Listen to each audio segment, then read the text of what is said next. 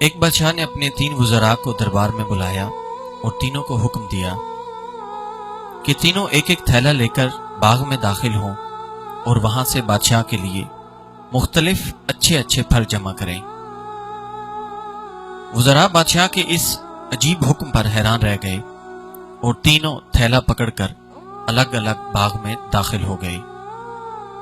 پہلے وزیر نے کوشش کی کہ بادشاہ کے لیے اس کی پسند کے مزیدار اور تازہ پھل جمع کرے۔ دوسرے وزیر نے خیال کیا کہ بادشاہ ایک ایک پھل کا خود تو جائزہ نہیں لے گا کہ کیسا ہے، اس لیے اس نے بغیر فرق دیکھے جلدی جلدی ہر قسم کے تازہ، کچے اور گلے سڑے پھلوں سے تھیلا بھر لیا۔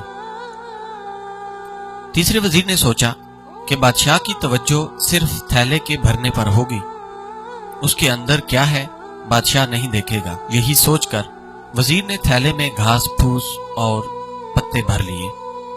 دوسرے دن بادشاہ نے تینوں وزراء کو اپنے تھیلوں سمیت دربار میں حاضر ہونے کا حکم دیا۔ جب تینوں دربار میں حاضر ہوئے تو بادشاہ نے تھیلے کھول کر بھی نہ دیکھے اور حکم دیا کہ تینوں کو ان کے تھیلوں سمیت 2 ہفتے کے لیے جیل میں قید کر دو اور کھانے پینے کے لیے کچھ نہ دیا جائے۔ ان کے پاس سوائے تھیلے کے کچھ نہ تھا۔ اب پہلا وزیر جس نے اچھے اور تازہ پھل چن کر جمع کیے تھے اس کا تو مزے سے گزر ہوا، جبکہ دوسرا وزیر جس نے بغیر دیکھے تازہ اور خراب پھل جمع کیے تھے وہ ان پھلوں کو کھا کر بیمار ہو گیا۔ تیسرا وزیر جس نے تھیلے میں صرف گھاس پھوس ہی جمع کیا تھا اور کچھ دن بعد وہ شخص بھوک سے مر گیا۔ آئیے اب ہم اپنے آپ سے پوچھتے ہیں کہ ہم کیا جمع کر رہے ہیں۔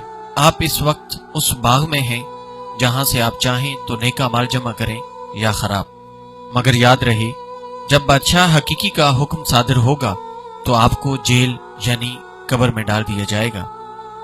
اگر آج تھوڑی محنت کر کے نیکا مال جمع کر لیں تو وہاں آسان اور آرام دہ زندگی گزار سکیں گے۔